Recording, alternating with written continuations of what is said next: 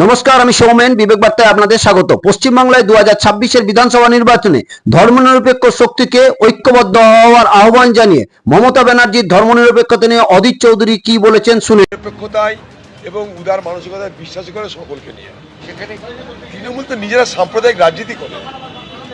এই বাংলায় তৃণমূল আর বিজেপি তো সাম্প্রদায়িক বিভাজনের রাজনীতি তারা চালু করেছে। এখন মমতাকে যদি কেউ বলে ধর্মনিরপেক্ষ, আমি সে কথা বিশ্বাস করি না। সব থেকে বড় সাম্প্রদায়িক ব্যক্তিত্বের নাম এই বাংলায় যারা ক্ষমতা আছে তার মধ্যে মমতা ব্যানার্জি। বিভাজন বাংলায় যেটা হয়েছে, রাজনৈতিক বিভাজন, দুটো পার্টি ফয়দা লুটেছে, দুটো পার্টি তার লাভ করেছে, বিজেপি আর টিএমসি। তাই একে অপরকে এটা স্যুট করে। তাই কমিউনাল পলিটিক্সটা এখানটা এই জন্যই হবে, কারণ এটা বিজেপির পক্ষেও সুবিধাজনক, টিএমসির পক্ষে সুবিধাজনক। আর সেই কারণে দাঁড়িয়ে সব থেকে বেশি ক্ষতিগ্রস্ত হচ্ছে ধর্মের পক্ষ শক্তিগুলো।